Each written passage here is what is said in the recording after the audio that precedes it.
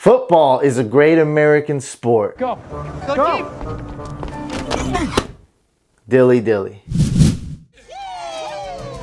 What's going on, fantasy football fans? I'm your host, Hussein the Brain, and you're watching The Couch. These are my Week 14 NFL DFS picks. This week, I'm hosting a fantasy football contest. It's only 25 cents to enter. That's it. You can enter up to 2 times. If it's your first time ever playing on DraftKings, I'm going to send you a Couch swag pack for free. No matter what place you finish in, you'll get the Couch swag pack. If you finish first place, you will get a Fantasy Couch t-shirt. Get to pick any t-shirt you want. On top of that, the high scoring lineups will also win cash prizes. All you gotta do is follow the link below in the description, select your team, and hit enter. You have until Sunday morning to enter, but spots do fill up fast, so I'd enter right now. Now on to the DFS picks. We're gonna be focusing on the main slate. Those are Sunday games. That's where most people play. And my contest is also on the main slate. First off, we have Alex Smith. That's my favorite quarterback. That's the most expensive, playing against the Raiders. There's a good amount of risk here, but a lot of upside as well. He just had a good game, so he's not gonna go unnoticed. People are gonna own him if you're thinking about playing him in a GPP. We can save and go with Derek Carr. The Chiefs defense has been giving up a lot of points to wide receivers and a lot of points to quarterbacks. I don't care if you're using Carr in a GPP or cash. You probably want to stack them with Crabtree. With the Chiefs' #1 cornerback suspended, Marcus Peters that is, I think you got to go with this play. Like, if you get Carr, you gotta get Crabtree. Jameis Winston makes this list again as a GPP play. With him, you can stack Evans. You know, last week, Brate got the touchdown, so, and I was on Evans. But this week, if you go Winston, I think you should definitely avoid Brate and go with Evans, because Brate was the guy who got the touchdowns last week. When someone has a good game last week, the previous week, that's when everyone owns them the next week. People have that recency bias. And believe it or not, I'm recommending DeShone Kizer as a cheap play, and I may even consider him in a cash game. All right, check this out. So the first 7 weeks, DeShone Kizer was not good. He was averaging 8.8 fantasy points. The past 5 weeks, he's been averaging about twice as much, 16.8 fantasy points the last 5 weeks. Look, he's not good, but he's playing much better now that Corey Coleman is back, now that Josh Gordon is back, and we see Josh Gordon has a ton of upside. And he's facing the Packers, a horrible defense. This is a game that the Browns might actually win. This is a game where DeShone Kizer might actually do good. You don't necessarily have to be a great quarterback to put up fantasy points 1 week. We saw Brett Hundley do it a couple weeks ago. Also, DeShone Kizer's rushing ability and the chance that he scores a rushing touchdown adds to his upside. Todd Gurley's a running back that's gonna get a lot of carries, a lot of targets. He's gonna get a lot of usage, but he has a tough matchup. So I'm not saying don't pick him, and I'm not saying to pick him. He's just the most expensive guy. He's okay in a cash game. I'm just gonna go recommend other guys to you right now. So I mean, if you're able to afford Gurley, he's not a bad pick, but he's got a tough matchup and a high price. So let's go with Melvin Gordon, which is a very similar situation, but a much easier matchup. He's gonna get almost the same amount of usage as Gurley, gonna get a lot of touches. I see him getting at least 20 touches this game, and the game script bodes well. The Chargers should win and should beat Washington. I think Carlos Hyde is a good pick in GPP. Not necessarily a great cash pick because he has a tough matchup. I see Carlos Hyde in a very similar situation to Todd Gurley. So Hyde is a poor man's Todd Gurley. Now, of course, if I had to pick between the two, we don't have a salary cap, like I just had to rank these 2 running backs. Of course, I'd rank Gurley far ahead of Hyde, but would you really be that surprised if Hyde had more fantasy points than Todd Gurley this week? I wouldn't, because he's going to get the usage. He's also been used in the passing game a good amount recently. So I see him getting targets. I see him getting rushing attempts. And we're going to need that touchdown if he's going to pay off. And I think he can get it It's not going to be a blowout against the Texans or anything. He's going to have the opportunities, and you're going to hope he gets a touchdown, and I think he will get a touchdown for week 14. Now in the same game, we have an excellent cash play. I mean, I guess you could use them in GPP too, any format, any type of contest. Lamar Miller, this is a great value play, that's what it is. Could be a little chalky though, because the price is so sexy. Lamar Miller, 5,800 going against the Niners, my squad.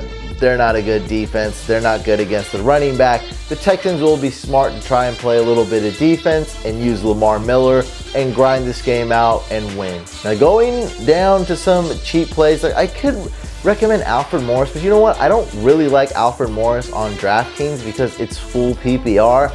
Alfred Morris is going to shine in standard leagues, but this isn't standard. People play PPR a lot, and he doesn't get any receptions. Like, it's really hurts his upside. For Alfred Morris to really pay off, you're going to need him to get more than one touchdown, and I'm not going to bank on that. So here's some cheap guys. Alfred Morris, by the way, was 5,500. Like, a guy I like, but not at that price. Like, a guy I'm probably starting in a season-long league, but not a guy I love on DK.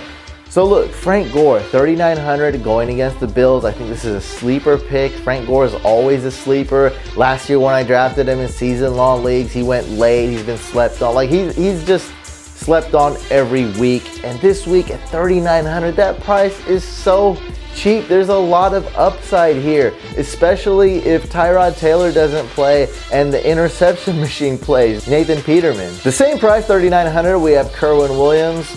Okay start, going to get a lot of volume. If Adrian Peterson doesn't play, of course, AP's playing.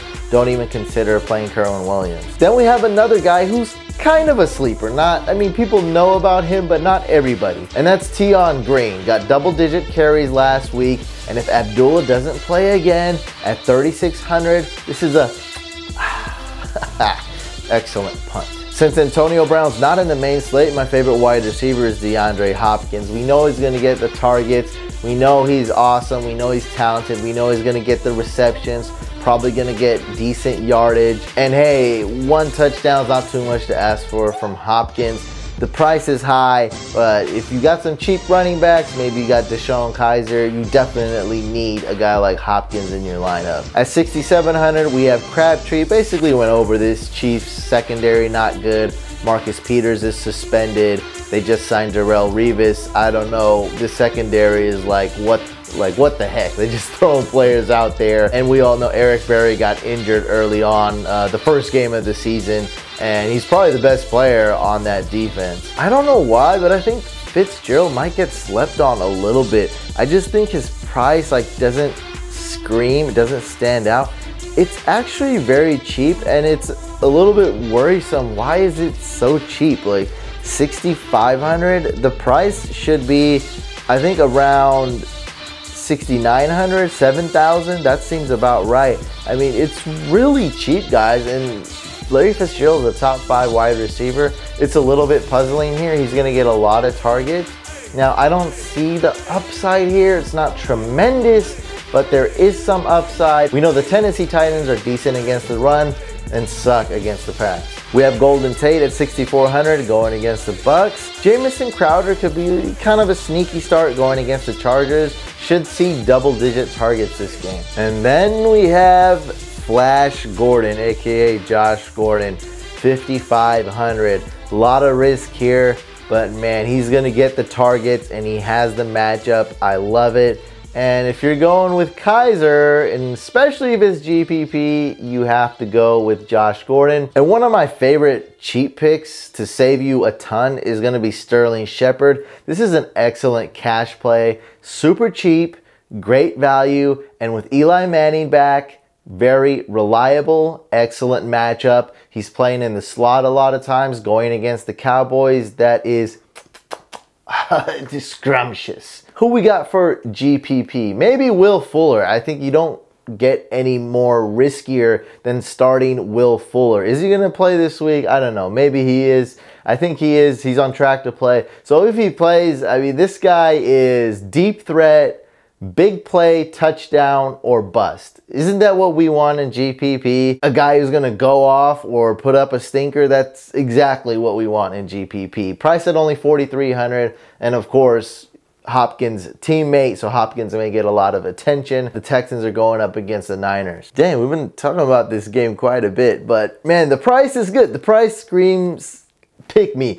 Trent Taylor, price only 3,300. If you're looking for a punt, this is the guy. Going up against the Texans, their pass defense isn't that good. We've seen him slowly decline ever since JJ Watt and Merciless got hurt. Like, this pass defense has declined, and the secondary suffered some injuries. Ever since then, like, they have not been good against the pass. They're decent against the run, not so much against the pass. Maybe Trent Taylor gets a lot of targets. The thing is he doesn't have much upside. Like, you're really hoping, you're really asking a lot out of Taylor if you're asking him to get a touchdown. He's not that type of player, but hey man, Jimmy Garoppolo has some upside. Let's see what he can do. But for that price, 3,300, it's a cheap punt that you can afford him to get you like 11 or 12 fantasy points and you'll still be good. Here's a position that I think gets really messy. Like quarterbacks, you can go a lot of ways. It may not matter that much with quarterbacks, just like I was saying last week. If you want an expensive tight end, you go with Kelsey here. And I think you can do that if you go with guys like Kaiser,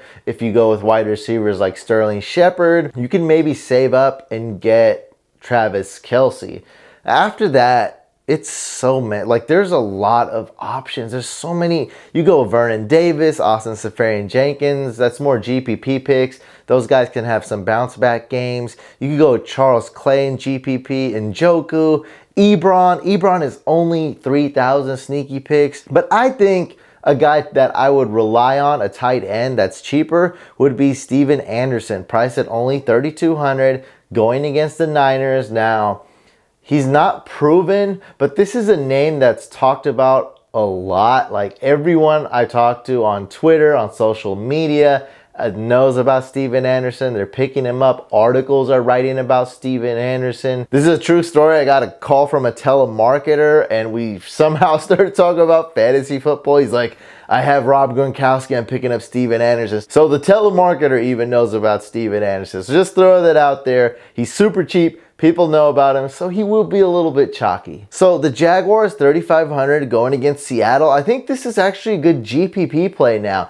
Last week, it was a for sure fire. Like you're very confident in picking the Jaguars defense. This week, some people are actually pretty scared of Russell Wilson. He is the #1 quarterback in fantasy right now. So I think Jaguars could be kind of cool in a GPP. Not very much a contrarian because they're really good. You know, they're right there. #1 is the first name you see, so they won't be too much contrarian. But just saying, much more of a sleeper pick than last week. Last week, they were not a sleeper pick at all. So you go with the Jags, a little bit overpriced right there. Well, actually, they're not number one is actually the Packers this week.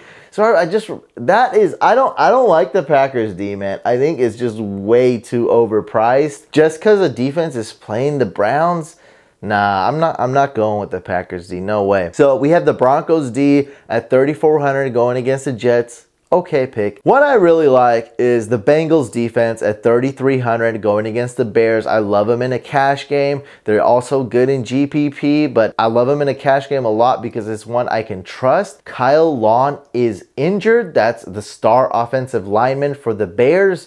The Bears don't have a potent offense. Their quarterback, Trubisky, I don't think he's ever thrown for 200 yards in his career. Well, I mean, he's a rookie, but you know what I'm saying. This year, his career / career, same thing. But it's not a potent offense. They don't throw the ball down the field. They don't put up a ton of points. They have to run little gadget plays, or Cohen has to run 800 yards just to score one lucky touchdown. Then we have the Jets at 3,300 going against the Broncos. I like that because I think anybody would look at the Bengals and kind of realize that's a good value pick. And then at the same price yet, like, why would you pick the Jets? So I think a lot less ownership right there when it comes to the Jets D. Now, if you want to save, I have two really good defenses. Vikings Vikings, 2,700, super cheap, playing at Carolina. This defense has a lot of upside, should be a very low scoring game. I see the Vikings grinding out and getting this W here. And one that's a little bit riskier, but even cheaper, 2,600. I'm recommending the Cleveland Browns defense. Look, they're playing the Packers. No Aaron Rodgers. They're playing against Brett Hundley, who's only had one good game.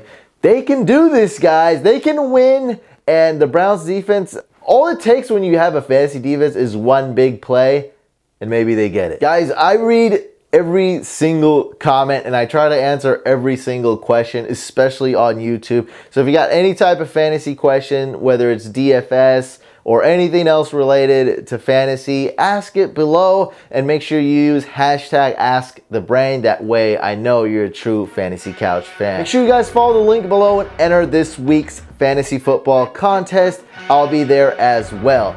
And if you haven't already, hit the couch icon, subscribe to the YouTube channel, thumbs up the video, and smash that like button. I'd really appreciate it, guys. I'll see you Saturday on the live stream.